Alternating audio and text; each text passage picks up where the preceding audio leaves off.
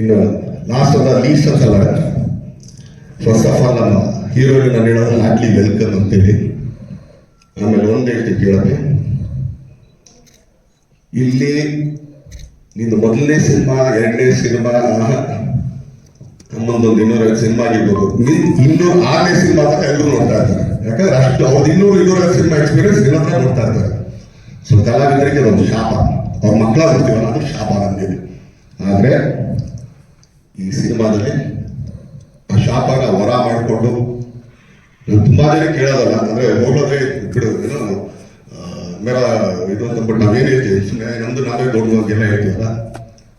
ಖಂಡಿತ ತುಂಬಾ ಕಮ್ಮಿ ಕಲಾವಿದರು ನಾನು ನೋಡ್ಬೋದು.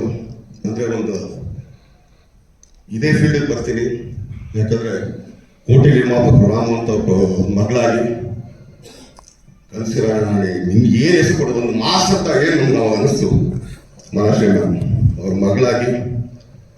ಬಟ್ ಇಷ್ಟೊಂದು ಸೀರಿಯಸ್ ಆಗಿ ತಗೊಂಡು ಒನ್ ಟೇಕ್ ಆರ್ಟಿಸ್ಟ್ ನಾನು ನೋಡಿದ್ರು.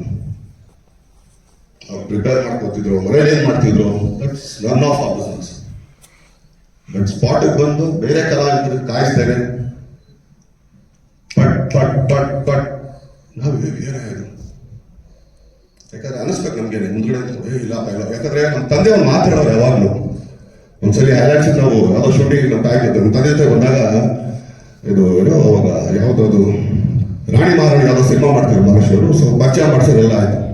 ಅವ್ರು ಹೋದ್ಮೇಲೆ ನಮ್ಮ ಅಪ್ಪ ನಮ್ಮ ಅಮ್ಮಗೆ ಹೇಳಿದ್ರು, ನನಗೆ ಯಾರ ಮುಂದೆ ಯಾಕೆ ನೋಡೋದಕ್ಕಾದ್ರೆ ಎದುರಿಗಾದ ಹಾಕೋಣ ಅಂದ್ರೆ ಮೀನಾ ನಮ್ಮಮ್ಮನ ಹೋಗೋಣ ಅಂತ ಕರಿತಾ ಇದ್ರು.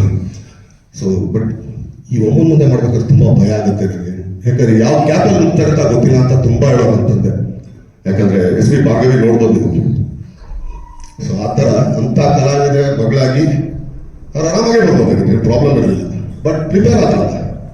ಸೊ ಅದಕ್ಕೆ ಹೇಳೋದು ಪ್ರಿಪರೇಷನ್ ಮಸ್ಟ್ ಆ್ಯಂಡ್ ಶುಡ್. ಯಾರಾಗಲಿ, ದೊಡ್ಡ ಕಲಾವಿದರ ಮಗನೇ ಆಗಲಿ, ಹೊಸಬನೇ ಆಗಲಿ, ಚಿತ್ರರಂಗನ ತಿಳ್ಕೊಂಡು ಅರ್ಥಕೊಂಡು ಬರುವಂಥದ್ದು.